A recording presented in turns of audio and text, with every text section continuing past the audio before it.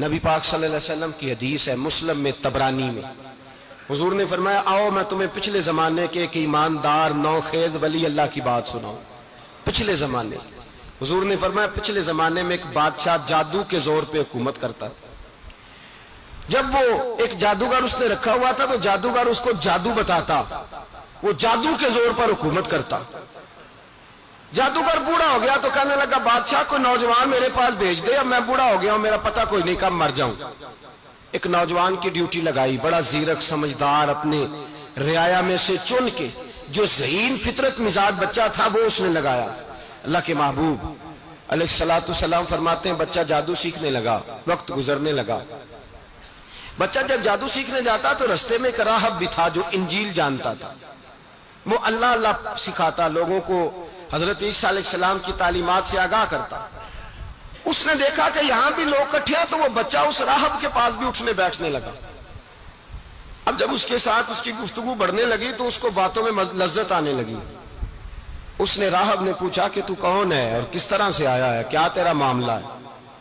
اس نے کہا جی میں جادو سیکھنے جاتا ہوں، آپ کی باتیں مجھے بڑی اچھی لگتی ہیں۔ اس نے کہا دین سیکھ، جادو سیکھنے والے کافر ہو جاتے ہیں، قرآن و دین سیکھنے والوں کو اللہ کامل ایمان عطا فرماتا ہے۔ فرمایا یہ سیکھ۔ بچہ بیٹھنے لگا، اس کے پاس آنے لگا، باتیں دل میں گھر کرنے لگی۔ ایک وقت آیا کہ مسلمان ہو گیا، اور مسلمان کیسے ہوا؟ بچہ کہتا ہے میں تجربہ کر کے ہوا۔ اب میں تھوڑا سا وقت جادوگر کے پاس بھی جاتا اور باقی سارا وقت وہاں بیٹھتا۔ میں ایک دن جا رہا تھا تو رستے میں اژدہا تھا، بہت بڑا سانپ تھا، رستہ روک کے کھڑا تھا۔ یہ حضور نے بیان کی حدیث۔ نبی پاک صلی اللہ علیہ وسلم فرماتے ہیں بچہ کہتا ہے کہ رستے کے اندر سانپ ہے، رستے بند ہے، لوگ چھتوں درختوں پہ چڑھے، ہراش ہے۔ کہتے چھوٹا سا روڑا میں نے اٹھایا تو میں نے کہا اللہ اگر جادوگر سچا ہے تو اسے مار دے۔ چھوٹا سا روڑا میں نے پھینکا، اژدہا کوئی نہ مرا۔ پھر چھوٹا روڑا اٹھایا، میں نے کہا اللہ اگر وہ عالم سچا ہے تو اسے مار دے۔ اب جب میں نے روڑا مارا تو اژدہا مر گیا۔ میرے اندر سے گواہی آئی نہیں دین کی باتیں سچی ہیں، نہیں قرآن کی باتیں اسلام سمجھانے کے لیے عرض کر رہا ہوں، اگرچہ اس دور میں انجیل تھی، اللہ رسول کی باتیں اچھی ہیں۔ کہتے میں مسلمان ہو گیا، اب میں نے راہب کے پاس ہی رہنا شروع کر دیا، جادوگر کے پاس چھوڑ دیا۔ اس بچے نے آنا، بادشاہ پوچھتا کہاں زیادہ وقت گزارتے ہو تو وہ بات گول کر دیتا۔ وقت تیزی سے بڑھنے لگا، اللہ نے اس نوجوان میں طاقت پیدا کر دی۔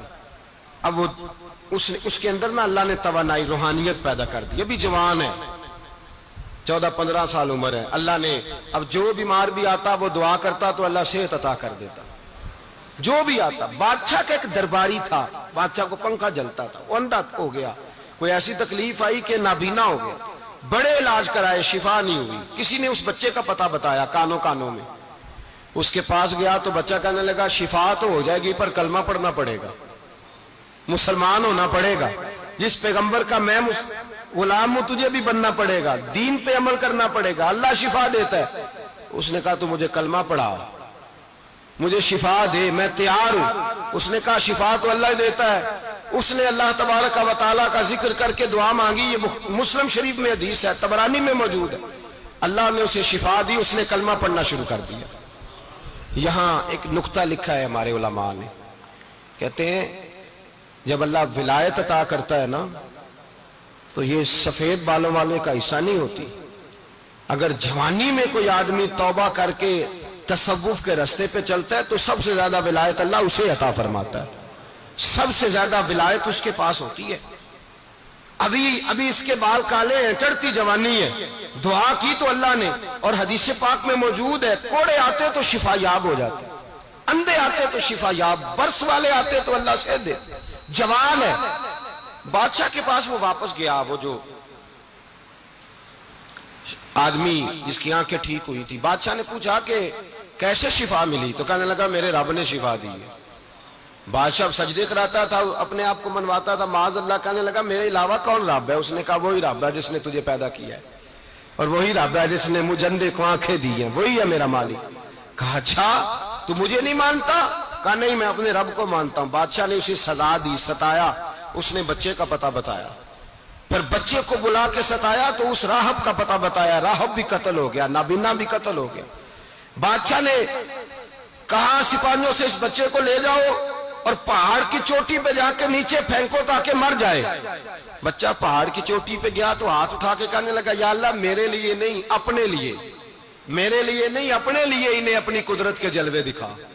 میرے لیے نہیں، اللہ کے بندے اپنی جان بچانے کی دعائیں نہیں مانگتے، اپنے لیے انہیں اپنی قدرت کے جلوے دکھا. یہ دعا مانگی، جتنے لوگ ساتھ آئے تھے وہ سارے زمین پہ گرے اور سب مر گئے، پہاڑ سے گر کے مر گئے. بچہ واپس سیدھا بادشاہ کے پاس کہنے لگا لو بھائی میرے رب نے مجھے بچا لیا ہے.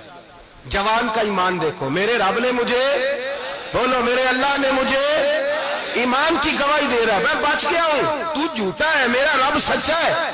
اس نے کہا لے جاؤ اس کو دریا میں، کشتی میں بٹھاؤ، بیچ دریا کے جا کے دھکا دے دو. بیٹھے کشتی میں، دریا کے بیچ گئے، اور جب جا کے وہاں اس کو دھکا دینے لگے تو اس نے کہا اللہ میرے لیے نہیں اپنے لیے انہیں اپنی قدرت کے جلوے دکھا. بس ایک طوفان سا آیا، جتنے سپاہی ساتھ آئے تھے ڈوب کے مر گئے. وہ بچہ اٹھا اور سیدھا پھر بادشاہ کے پاس، اسی کے پاس کہنے لگا لو بھائی میرے رب نے مجھے بچا لیا ہے، تیرے پاس آیا ہوں. وہ کہنے لگا تو کیا مصیبت میرے گلے پڑ گئی ہے، کیسے جان چھوٹے گی؟ تو بچہ کہنے لگا اگر تو مجھے باندھے درخت کے ساتھ اور سارے ملک کو بلائے، لوگوں کو اکٹھا کرے، پھر تو مجھے تیر مارنا، میں تجھے بتاؤں گا کیسے مارنا ہے، میں مر جاؤں گا. اللہ کا بندہ نوجوان ایمان دیکھو، مرنے کے طریقے بتا رہا ہے، میں تجھے بتاؤں گا میں کیسے مروں گا. یہ بات کہی، بادشاہ نے سارا مجمع جمع کیا، ملک سارا باہر آ گیا، درخت کے ساتھ باندھ دیا. کہنے لگا بھائی لوگوں یہ مجھے مارنا چاہتا تھا، مار نہیں سکا، اب میں اسے بتانے لگا ہوں کہ میں کیسے مروں گا.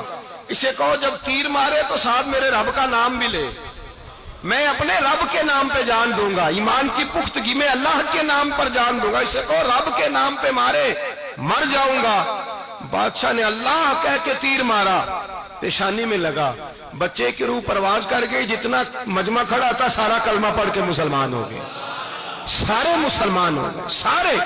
میرے رسول پاک سید عالم صلی اللہ علیہ وسلم نے نوجوانوں کو بتایا جب تمہارے اندر ایمان کی قوت آئے گی تو اللہ تمہاری مدد کرے. فرمایا وہ نوخیز ولی تھا، ابھی جوان رانا تھا، ابھی اس کی پیشانی پر جوانی کے آثار تھے، لیکن اس نے اللہ کو راضی کیا، رب کریم کو راضی.